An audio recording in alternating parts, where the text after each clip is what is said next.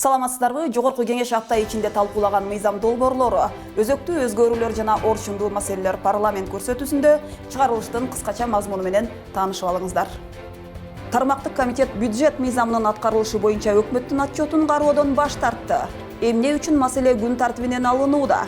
Я предлагаю поставить на повестку дня и снять отчет о бюджете исполнения. Өзгөрүүнү каалабаган профсоюздар ким үчүн иштейт? Парламент кесиптик бирликтерди коррупциялашкан уюм деп айыптады. Канча мүлк, профсоюз мүлкү сатылып кетти? 5-6 объект сатылды. Жер казыналар кантип казылып жатат? Тармактык комитет кеминдеги алтын кенди көрүп келди. Бул расход көбөйгөн, ар бир финансист, ар бир экономист түшүнөт, бул деген дивидендти кечирээк алуу деген болуп эсептелет. Экинчи Борбордогу облустук клиникалык оорукана кулап калуу коркунучунда. Саламаттык сактоонун талуу маселесин Кыргызстан фракциясы козгоду. Эгер бүгүн биз шуга катуу киришпесек, эртең бүт бузулгандан киришебиз. Транспорт, архитектура жана курулуш комитети 2018 жылкы бюджеттин аткарылышы боюнча өкмөттүн отчетун бир катар сын пикирлер менен кабыл алды. Мыйзам долбоору эсеп палатасынын аудити жөнүндө отчетун эске алуу менен каралды. Жол курулуш тармагына жалпысынан 2 миллиард 250 миллион сом бөлүнүп, анын ичинде транспорт министрлигинин борбордук аппаратын каржылоого 40 миллион сом, жолдорду кармоого 1 миллиард 875 миллион сом каралган. Талкууда депутаттар Бишкек, Карабалта, Жалал Абад, Маданият сындуу стратегиялык жолдордун курулушу узакка созулуп жатканын, көптөгөн каражаттардын иштетилбей калышын белгилеп, өкмөт мүчөлөрүн бюджетте тартип жок деп сындады. Ошол эле Маданият Жалал Абад жолу боюнча 3 жылдын ичинде бир кат жөнөтүлгөн. Финансовый институткачы бир кат 3 жылдын ичинде. Мана ошо хронология бар. Ошондой эле отношенияда бүт бардыгычы. Негизи өкмөттүн саясаты боюнча курулушу көп жылга туруп калган социалдык объекттерге артыкчылык берилиш керек болчу. Бирок өткөн жылда 33 жаңы объекттин курулушу башталганына эл өкүлү нааразылыгын айтты. Депутат Улукбек Ормонов тармактык комитеттин мурунку чечимдери аткарылбаганын сындады. Урматтуу коллегалар, мен суроолорума жооп алган жокмун. Бул 2018 жылдын отчету боюнча кандай баа бериштер азыр мен билбей турам. Комитеттин бир да чечим аткарылган эмес. 2018 жылдын бюджетинин аткарылышын экономикалык жана фискалдык саясат боюнча комитети дагы талкуулап, депутаттар өкмөт өкүлдөрүнүн жообуна канааттанган жок. Бир топ депутаттардын сунушу менен маселе күн тартибинен алынып салынды. Талкууда депутат Искендер Кайыпкулов жана Дастан Бекешев коррупцияга каршы күрөшүүдөн түшкөн каражаттын орду боюнча маселе көтөрдү. Депутат Кайыпкулов кустурулган акча бюджетке коюлбаганын көз боемочулук деп сыпаттады. Белгилей кетсек, коррупцияга каршы күрөштөн 1,5 миллиард сом түшкөн. Бул көз боемочулук бүт правоохранительный органдардыкы. Бул кадимки эле салык кызматынан алып келген справкалар. Салык кызматы баягы недоимканы өндүрө албай жүрөт, башкага ошого финполиция башка кошулуп барат дагы. Андан кийин справка айтат, биз чогуу кылдык дегенди депозитке түшүрүп жатат. Ал эми депутат Гүлшат Асылбаеванын суроосу дагы жоопсуз калды. Эл өкүлү айрым дары-дармектерди кошумча нарк салыгынан бошотуудан бюджет 1 миллиард сом жоготуп жатканын белгиледи. Анын айтымында салыктан бошотулган дары-дармектердин тизмесине бейтаптар үчүн өтө керектүү медикаменттер кирбей, тескерисинче витаминдер, стоматологиялык каражаттар кирип калган. Эл өкүлү муну кимдир бирөөнүн кызыкчылыгы жана коррупциялык тизме деп атап, аны түзгөн комиссиянын мүчөлөрү кимдер экенин териштирүү зарылдыгын жана бул маселени комитетте кеңири кароону сунуштады. Мы же их для чего освобождаем? Чтобы они были дороже в 6 раз, чем на территории всего пространства ЕАЭС, что ли? Мы для чего их освободили? Для того, чтобы они были доступными, а не для того, чтобы они были в 6 раз дороже, согласно, опять же, справке аудита. Өкмөт мүчөлөрү отчетко даярдыксыз келгенинен улам пленардык жыйында төрага Дастанбек Чумабеков эскертүү берди. Эгерде министрлер менен алардын орун басарлары отчетко келе турган болсо, анда жеткилең даярданып келишсин, деди төрага. Депутаттар тараптан көптөгөн сын пикирлер айтылып атат. Себеби көбү даярдыксыз келип алгандары болуп атат. Ошонун негизинде күн тартибиндеги маселе алынып, отчеттор токтотулуп калып атат. Эгерде министрлер болобу, министрлердин орун басары болобу ушундай отчеттору келгенде даярдык менен келсе, Профсоюздардын ишине карата акыркы убакта нааразылыктар күчөгөн. Кесиптик бирликтердин ишин иретке келтирүү, эмгекчилерден түшкөн каражаттын отчеттуулугун камсыздоо үчүн кесиптик бирликтер жөнүндө мыйзам долбоорун депутаттар сунуштады. Талкууда профсоюз уюмунун жетекчилери долбоордун кабыл алынышына катуу каршылык көрсөттү. Бир катар парламентчилер кесиптик бирликтер эмгекчилердин укугун коргомок түгүл өздөрүндө ич ара тирешүү чыңалганын, бул уюм эс алууга жолдомо саткан органга айланып калганын, жетекчилери ири суммада айлык аларын, объекттер болсо жең ичинен сатылып кеткенин айтты. Муну териштирүү үчүн антикоррупциялык органдарга тапшырма берүү керектиги айтылды. Азыркы колдонуп жаткан профсоюздар жөнүндө мыйзам 98-жылы кабыл алынган. Моралдык жактан эскирген. Профсоюздардын көзөмөлүндөгү бир катар объекттер, алардын ичиндеги курорт, мейманканалардын имараттары оңдоп түзөөдөн өткөрүлбөй, эскилиги жетип каралбай калган. Имараттарды оңдоп, ошондо курортторду оңдоп, ошол акча каражаттарды ошол жака салыш керек эле. Мына бир да андай иш чара болгон жок да, биз сиздер тараптанчы бүгүнкүнгө чейин. Профсоюздар тууралуу олуттуу маселе каралып жатса, жыйынга эмне себептен алардын жетекчиси келген жок деген маселе коюлду. Жетекчиси каякта, Кыргызстандабы, Бишкектеби? Ушул мыйзамга көз караш кандай болуп атат? Он на работе, в кабинете. Азыркы учурда профсоюздардын карамагында 34 кыймылсыз мүлк бар. Алардын иши ачык айкын болбогондуктан ичинде тирешүү чыңалуу күч. Канча мүлк, профсоюз мүлкү сатылып кетти? 5-6 объект сатылды. Айткыла кайсы объектилер? Стадион «Спартак», Кичи арена, Ананьеводагы турбаза, Ноокаттагы Апшырата турбазасы жарактан чыгып калгандан кийин жери сатылып кеткен. Профсоюз азыр жарым-жартылай коррупциялашкан, жарым-жартылай коммерциялашкан, жарым-жартылай профсоюз уюм болуп калдыңар. 34 ишкананын бирөөнүнө инвестор тартылган жоксуңар. Үлгүлүү боло турган бир да ишканаңар жок. Мына жана КПД деп коет, 80 000 мугалимден 600-ü гана эс алынат экен. 1%ге жетпейт экен силердин эффектиңер. Бирок бул мыйзамда сиздерди ирет кап келбейт. Эл өкүлү ишке алууда 14 жаштан 65 жашка чейин деп гана чектөө киргизбей өзгөртүү кийирүүнү сунуштайт. Эмгек кодексинде жазылып турат, 65 жашта барып өргүгө кетет. Бул кырдаалга жараша келип, биз сунуш берип атабыз. Сураңыздар канча жылдан бери то профсоюзга төрөгө болот, то тармактыкка төрөгө болот. 30-35 жылдан бери жүргөндөр бар. Кесиптик бирликтердин жетекчилери негизги милдеттеринен четтеп, эс алуу, ден соолугун чыңдоо жайларына жолдомо сатуу менен алектенип калышкандыгы айтылып, бул тармак коррупцияга белчесинен батканы белгиленди. Мына канча деген соттошуп жүрөт биздин жарандар. Айлык майына боюнча, шарт боюнча ошол негизги милдетиңер. Силер бүгүнкү күнү путевка саткандан башка эч нерсе кылган жоксуңар.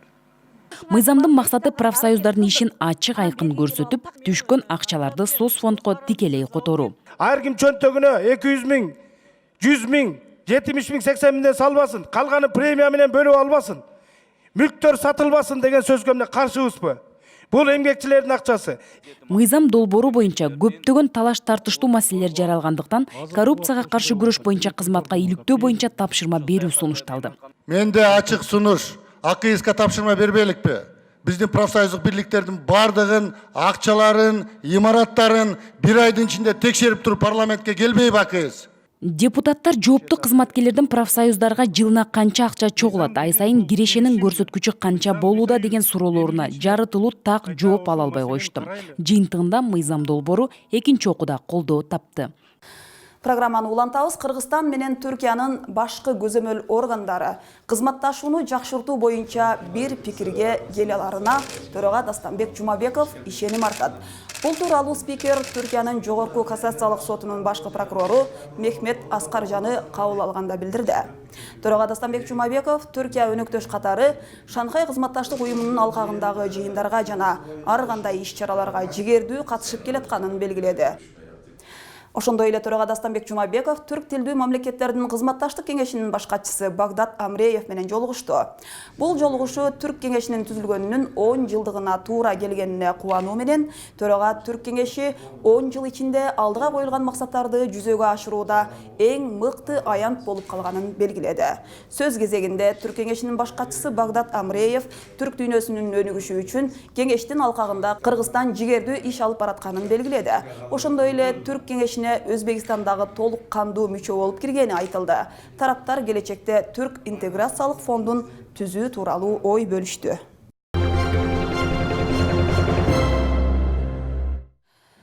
Кеминдеги Алтын кен ишканасы буга чейин тапшырылган милдеттерди кандай аткарууда? Жыл сайын көрсөтүлгөн көлөмдөгү алтын өндүрүлүп жатабы? Отун энергетикалык комплекси жана жер казасын пайдалануу боюнча комитети алтын кендеги бүгүнкү абал менен жакындан таанышып келди. Тармактык комитет алтын кен ишканасында болуп аткарылып жаткан иштер менен таанышты. Анда негизги маселе катары сарпталып жаткан чыгымдар, мурда берилген тапшырмалар каралды. Бул жерде баягы мурунку проект менен кандай баада курулмак, андан кийин булар кандай адаптациядан өттү, жанакы алдын ала деп коет, предварительный ТО деп коет. 2012-жылы бул алтын кен ошол ТО менен 184 миллионго мындай каралган чыгашасы курулушу.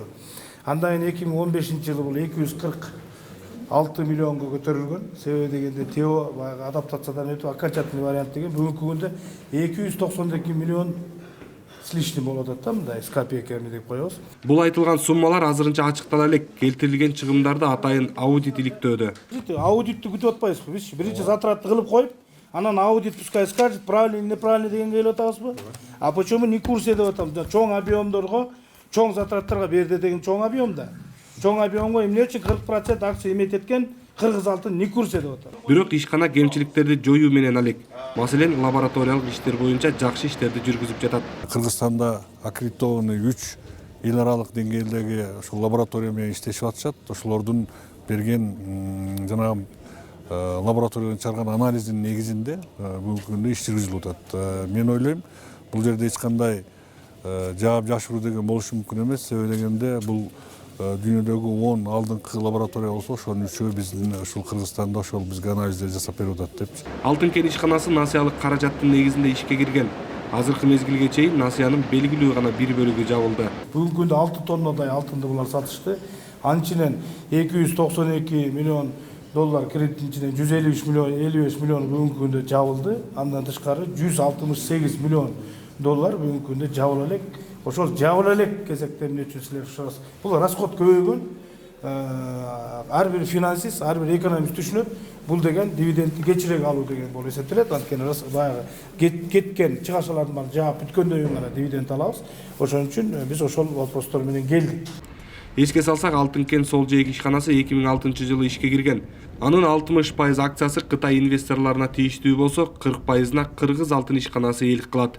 Учурда ишканада 932 кыргыз жаран эмгектенет.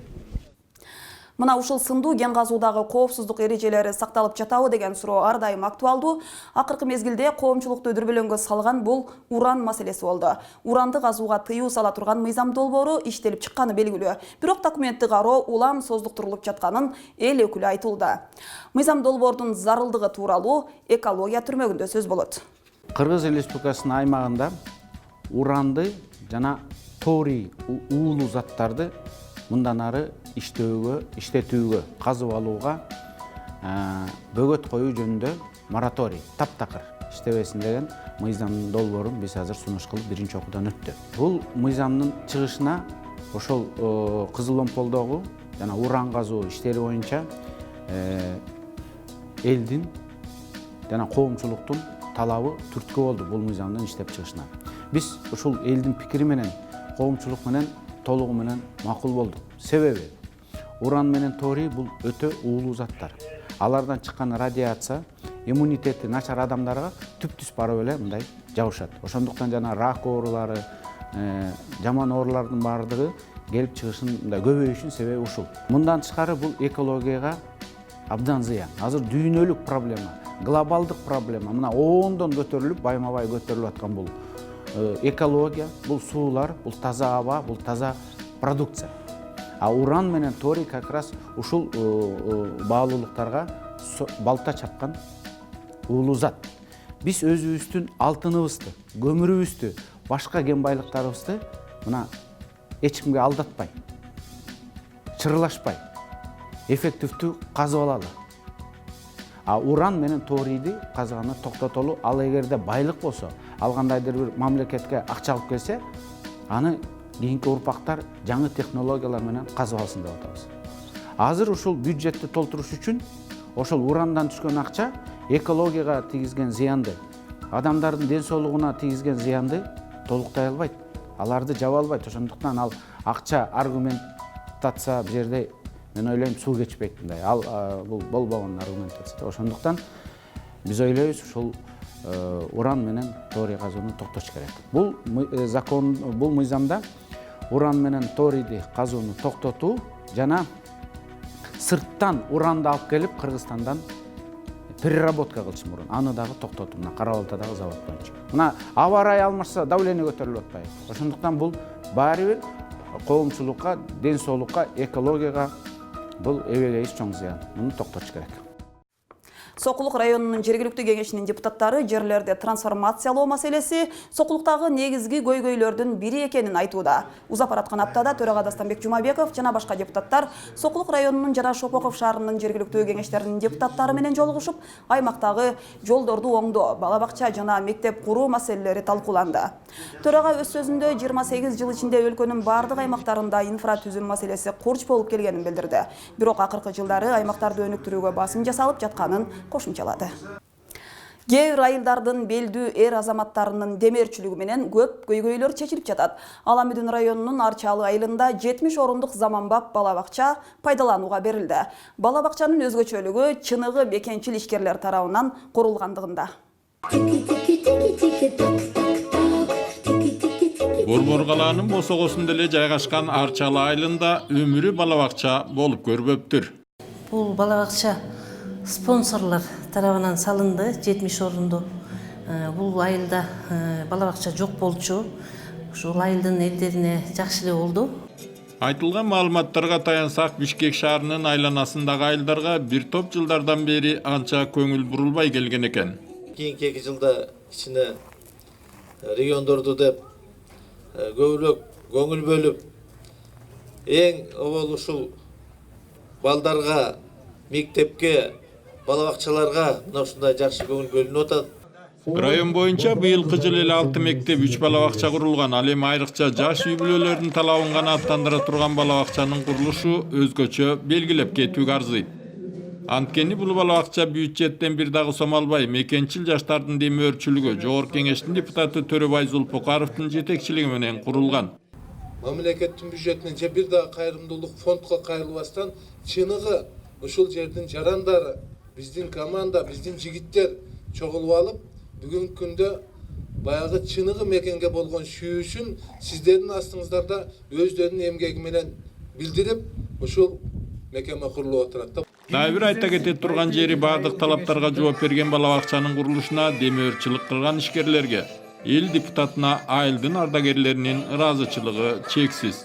Ушул биздин элдин атынан, жаштардын атынан, болочок мына бул биздин кичинекей балдар атынан таазим этем. Ал эми элердин тилеги мына ушундай ынтымак менен тынчтыкка чакырган иштер көп болсо деген тилек. Азыр биринчи эле бизге эмне керек? Ар кимибиз өзүбүзгө жараша оокатты таап жеткенбиз. Кыргыз элибизге биринчи эле ынтымак керек. Бөлүнбөйлүк, жарымбайлык. Байтык айыл өкмөтүнүн аймагында ушул эле күнү дагы бир кубанычтуу окуя болду. Бүткүл дүйнөлүк жаштар ассамблеясынын Ас-Санабил кайрымдуулук фондусу Байгелди айылында мектеп, мечит жана ФАП салып берүү милдетин алууда. Аталган фонддун Кыргызстанга кылган иштери арбын. 37ден ашуун мектептерди курду.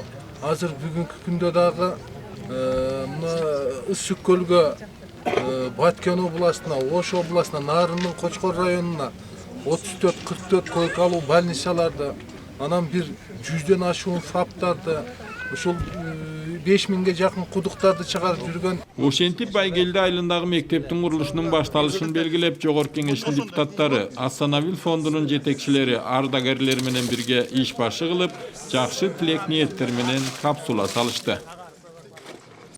Алай районунун Сопу Коргон айылында болсо, милициянын аймактык бөлүмчөсүнүн имараты ачылды. Бардык ыңгайлуу шарттар бар заманбап имарат Жогорку Кеңештин депутаты Улан Примовдун демөөрчүлүгү менен салынган. Ошондой эле өлөклүү ардагерлерди майрамы менен куттуктап кайтты. Бөлүм, түзөн, түстөр, түздөнү ортого. Өткөн кылымдын 20 жылдары салынган милициянын Сопу Коргондогу имараты жараксыз абалга келгенине көп эле жыл болгон. Жаңы имарат курууга башка мүмкүнчүлүк болбогондуктан аргалары түгөнүп, Жогорку Кеңештин депутаты Улан Пиримовго кайрылышкан. Көп жылдар бою кылмыштуулук менен күрөштө, коопсуздукту камсыздоодо өздүк курамга шарт жок болчу, чындыгын айтканда. Аталган милициянын бөлүмчөсү 15 миңден ашуун калк жашаган 2 айыл өкмөтүн тейлейт. Имараттын курулушуна элдин өтүнүчү регионду өнүктүрүү демилгесинин көтөрүлүшү себеп болгон. Өзүңүздөр билесиздер, президент тарабынан акыркы 2 жылдан бери ушул региондорду өнүктүрүү деп жарыяланып, бир топ иш-аракеттер болуп атат. Бир топ социалдык объектилер курулуп атат. Бунун баарын ушул биз жергиликтүү бийликке, жергиликтүү элге бир шарт болсун деп аракет кылып атабыз. Чынында депутаттын дарегине айыл тургундары, ардагерлер тарабынан ыраазычылык, алкоо кептер көп айтылды. Жылуу жумшак, бардык шарттары каралган. Ал турсун нөөмөткө тургандар үчүн жатаканасы да бар, аймактык бөлүмчө эми эл үчүн кызмат кылат. Түнү милиция жок деген маселе болушу мүмкүн эмес да. Ушул эле күнү Сопу Коргон айылында дагы бир кубанычтуу окуя болду. Айыл жаштары үчүн депутат демөөрчүлүк кылып жаткан спорт комплексинин курулушу башталды. Наркы 22 миллион сомду түзгөн бул имарат депутаттын айтканына караганда кийинки жылы буйруса пайдаланууга берилет. Жараткан бизге жар болуп, жадыбызда бар болуп, калбаса экен адамдар, картайган кезде кар болуп. Эл депутатынын сапары карыялар күнүнө түш болгондугуна байланыштуу. Алар үчүн майрамдык маанай тартуулоо максатында атайын белек-бечкектерди ала келиптир. А дегенде Сопу Коргондо андан кийин Күлчөдө ардагерлерге урмат суй көрсөтүү иш-чарасы уюштурулган. Биз сиздерди ар дайым урматтап, сыйлап, өзүбүздүн болгон күч аракетибизди сиздердин жакшы турмуш курушуңуздарга биз милдеттүүбүз. Жана Кудайым буйруса, болгон күч аракетибизди ошого жумшайбыз. Майрамыңыздар менен чоң рахмат сиздерге.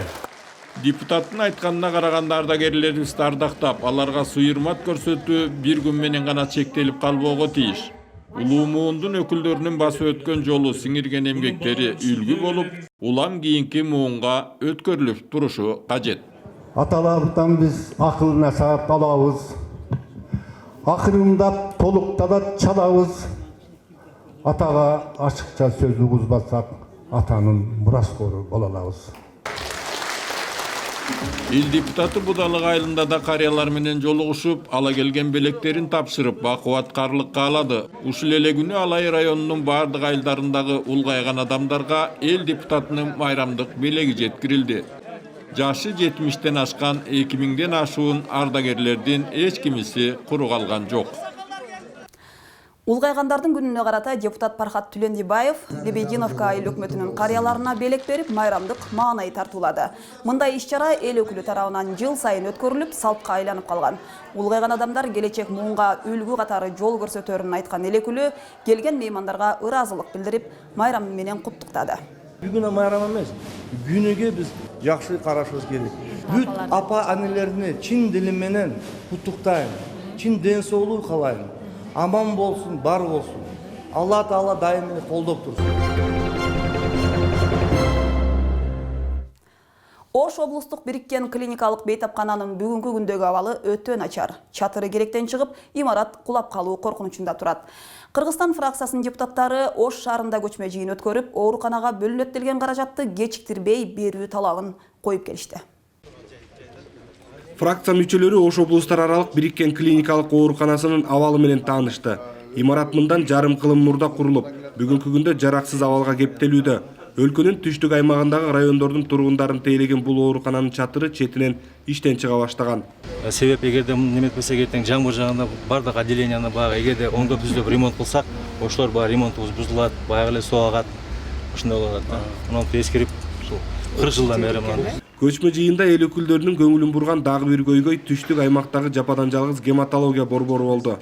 Бул жайда донордук канга муктаждык көп экени айтылып, кан кетүүнү токтотууга керектелүүчү материалдардын жетишсиздиги белгиленди. Кан токтотуу деген бул эң ыкчам медициналык жардам көрсөтүү болуш керек да. Ал эми биздин закон боюнча бекер көрсөтүлүш керек да жардам. Тромбомаса биздин ошол бир коюла турган дозасы 7,5 миң сомго туура келет. Фракция лидери Алмазбек Батырбеков гематология борборунда кандын узак мөөнөткө сакталышы үчүн наркы өтө кымбат турган атайын муздаткычтарды алуу үчүн өзү күбө болгон эл аралык тажрыйбаларды ортого салып, аны чечүү жолдорун сунуштады. Эгер Красный полумесяц же Красный крест аркылуу ушундай борбор ачып иштеткенде болсо, алар пайдалуу экен. Себеби частный клиникаларга сатылат экен, баягы муктаж болгон сатып алуучулар бар экен. Анан бул жардам катары мамлекетке да бергендерибиз бар. Бейтапкананын тиешелүү бөлүмдөрүн кыдырып көрүп чыгышкан фракция депутаттары райондордон келген дарыгерлер менен бет маңдай отуруп жыйын курушту. Медицина кызматкерлеринин, пациенттердин өзүңүздөр көрүп атасыздар. Улуттук госпиталда болду. Дарыгерлерди уруп кетип атат, соолуп кетип атат, сөгүп кетип атат, акарат кылышып атат. Ошону бир мындай коргоо боюнча мыйзам иштеп берсеңиздер. Ал мыйзамдар боюнча да сунуштар болду. Медиктерге ошол кесиптик жаңылыштык деген жылтоо менен козголгон иштер жөнүндө көп айтылды. Ошо медиктердин статусун көтөрүү деген маселелер айтылды. Мен ойлойм, булар дагы азыр Министерство здравоохранения менен бирдикте мыйзам иштеп чыгабызга, сунуштайбызга деген ойдобуз. Бул маселелер өз убагында каралып, тийиштүү чаралар көрүлбөсө эртең эле унутулуп, абал көзөмөлдөнбөй калышы ыктымал. Ошондуктан айтылган көйгөйлөрдү көзөмөлгө алуу керек. Больницанын крышасынан баштап канализациясына чейин. Эгер бүгүн биз шуга катуу киришпесек, эртең бүт бузулгандан киришебизби? Бул жердеги дарыгерлердин обул больницанын 250ге чейин адам кабыл ала турган болсо, бүгүнкү күндө 700ге чейин нормада кабыл алынат. Бир эле ошо эмес, туура айтып кетип атат, Баткенден, Жалал Абадтан, көп региондон келип атат бул жерге. Ошон үчүн бүгүнкү күндө биз тойлорго акчаны таап аткандан кийин бүгүн биз ушул больницага дагы таап беришибиз керек. Фракция мүчөлөрү андан соң Ош шаарындагы курулушу аягына чыкпай турган мектептердин абалы менен таанышты. Ал эми Атамекен фракциясы гемодиализ аппаратына байланган бейтаптардын маселесин карады. Эл өкүлдөрүнүн демилгеси менен сатып алуулар тууралуу мыйзамдын өзгөрүшү менен гемодиализ алуунун шарттары бир топ жеңилдеген. Ушул тапта 1100дөн ашуун бейтапка мамлекеттин эсебинен бекер гемодиализ берүүгө жетишилди. Гемодиализге жылына 1 миллиард сомдун тегерегинде каражат бөлүнүүдө. Саламаттык сактоо министрлигинин өкүлдөрү билдиргендей, гемодиализге бир дагы кезекке турган киши жок. Бирок өкмөттүн акыркы токтомунда бейтап 1 айда 12ден ашуун бекер сеанс ала албайт деп жазылып калганы маселе жаратууда. Өнөкөт бөйрөк оорулар айына 13 же 14 жолу алышы кажет. Ошондуктан кошумча 2 сеанс үчүн өздөрү чөнтөгүнөн төлөп калууда. Жогорку кеңештин депутаты Чыныбай Турсунбеков Нарын шаарына иш сапары менен барды. Анда Үсөн Асанов атындагы мектеп лицейинин 55 жылдык мааракесине катышып, Нарын шаарынын кышка даярдыгы менен жакындан таанышты. Турдакун Усубалиев атындагы борбордук аянттагы курулуш иштеринен дагы кабар алды. Дүйнөлүк масштабтагы окумуштуу Үсөн Асановдун ысмын алып жүргөн жатак мектептин түзүлгөндүгүнүн 55 жылдыгына арналып уюштурулган иш-чара лицейдин жетишкендиктери, окуучулардын, мугалимдердин ийгиликтери менен таанышуудан башталды. Акыркы жылдары окуу тарбия иштери жакшырып, билим берүүнүн сапаты жогорулаган.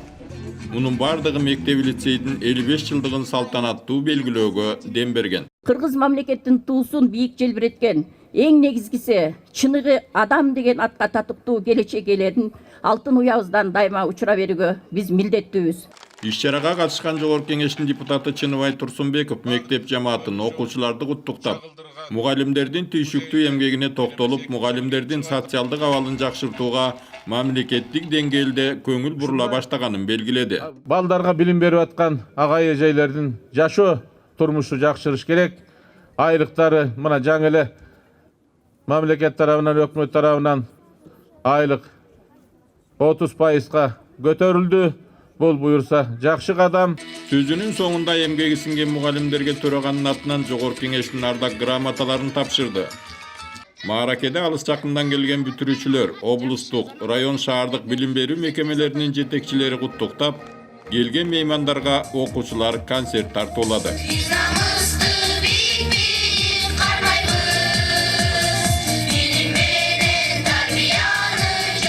Ушуга эл депутаты Турдакун Усубалиев атындагы аянтта улуу инсандын 100 жылдыгына карата жүргүзүлүп жаткан курулуш иштери менен таанышты. Нарын шаарынын борбордук аянтына мамлекеттик жана коомдук ишмер Турдакун Усубалиевдин айкели коюлуп, айлана тегереги азыркы заман шартына ылайык жасалгаланууга тийиш. Курулушчулар 1 ноябрга чейин үлгүрө турганын белгилешти. Мындан тышкары Жогорку Кеңештин депутаты Чыныбай Турсунбеков Нарын шаарынын жылуулук борборуна барып, анын кышка карата даярдыгы менен таанышты. Корея үлгүсүндөгү жаңы от казандары орнотулуптур.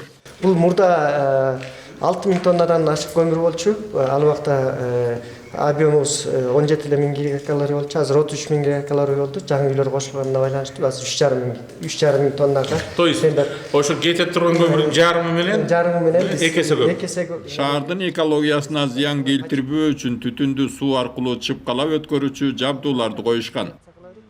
Эл менен болгон жолугушууда Нарын шаарынын борбордук жылытуу системасына муктаж үйлөр дээрлик толук камтылганы. Жоготуунун көлөмү дээрлик экеседен ашуун кыскарганы маалым болду.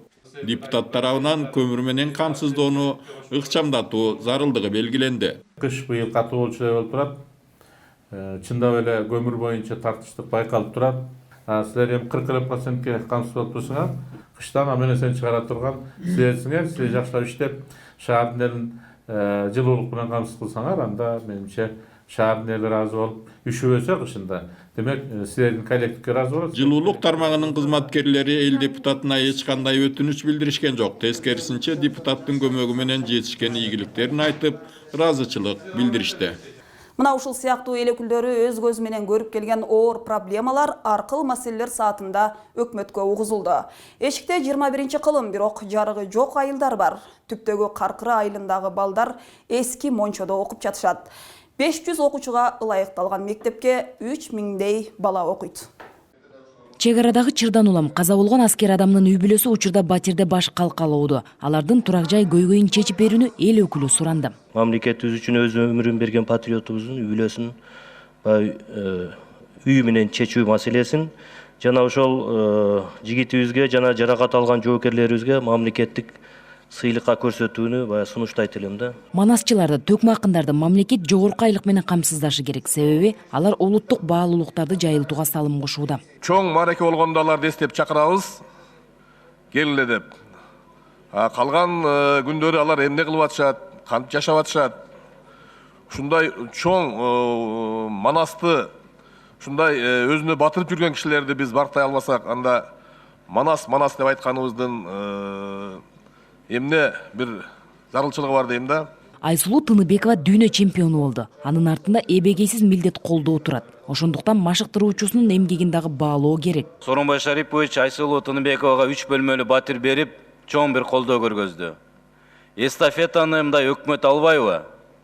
Кийинки колдоону ушул тренерге 1 бөлмөлүү болобу батирди берип койсоңуздар, бир чоң колдоо болот.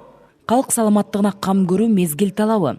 Сигареттер азыр бир топ менен пакет менен сатылып атат. Анын ичинде зажигалка, ключница, бүт ушул табачный компаниялардын маркетингин, менеджментин келгиле биз ушул маселеге бир жакшы көңүл бурбайлыкпы? Нарын шаарында 28 жылдан бери бир дагы мектеп салынбаптыр. Сайсоанда дүкөн болуп салынган 2 мектеп, ошол 2 дүкөндү мектеп кылып алышып, балдар 3 смена окуп атышыптыр.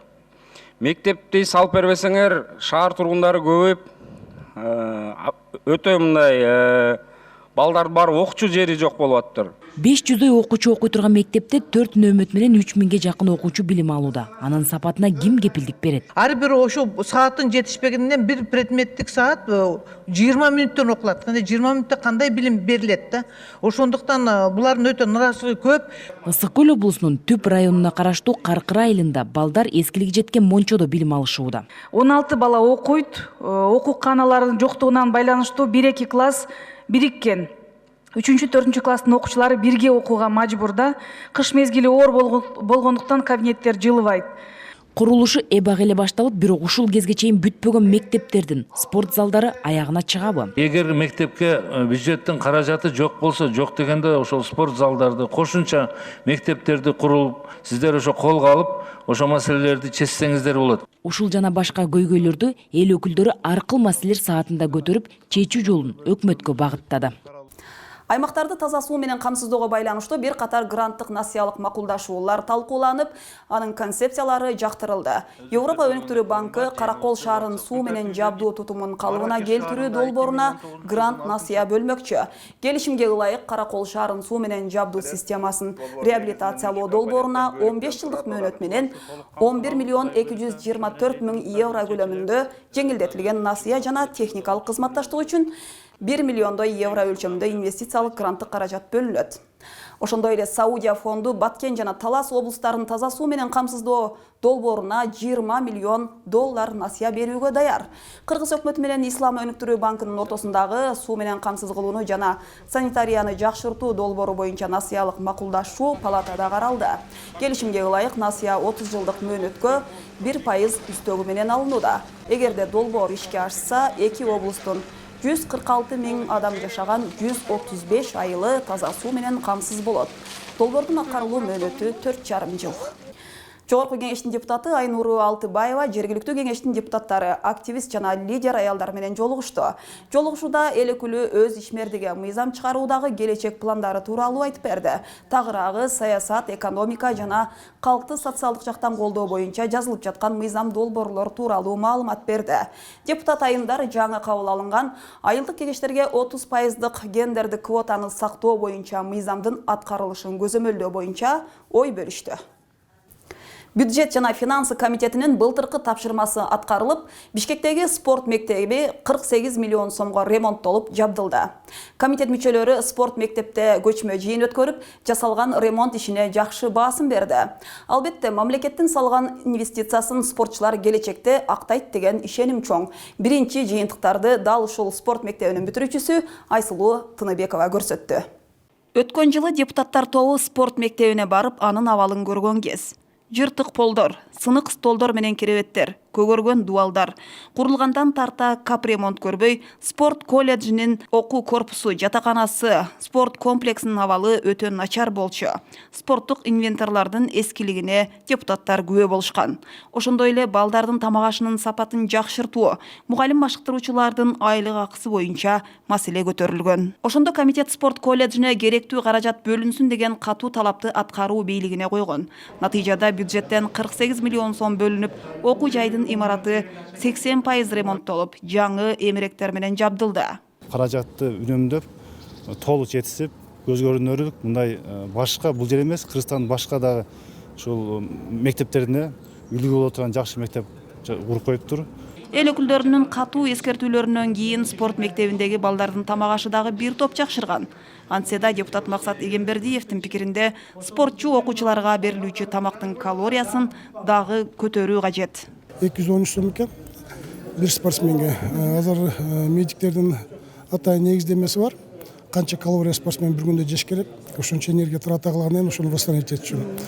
Ошо нормаларды эгер биз кармасак, булардын ийгилиги мындан да чоң ийгиликтерди жаратат деп ишенебиз. Кусаңар тоюп атабы? Максат турган жерлер кандай болуп калды? Анда биз Азия менен дүйнөнү утабызбы? Олимпиаданы утабызбы? Бул балдардын арасында балким келечек чемпиондор, олимпиада жеңүүчүлөрү тургандыр. Алардын ар биринин максаты бүгүнкү мамлекеттик камкордукту алтын күмүш медал менен кайтаруу, Кыргызстанды дүйнөгө таанытуу.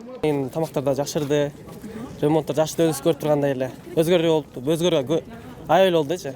Формалар жакшырылды аябай барыбызгачы. Залдарыбыз ремонт кылып берди, өзгө тренировкаларыбызга баары ыңгайлуу болупту. Айсулуу Тыныбекова өзү белгилегендей, анын алтын уясы ушул спорт мектеби. Жаш спортчуларды шыктандырган дүйнө чемпиону комитеттин жыйынына келип, кыргыз спортун өнүктүрүү боюнча пикирин билдирди. Чет өлкөлөргө барып келип атабыз. Ал жактагы спорт комплекстерин көрүп алып, аябай ичиң ачышат, чындыгында айтканда. Ыйлагым деле келет. Бизде деле ушундай условиялар болсо, ушундай чоң спорт аренада керек бизгечи.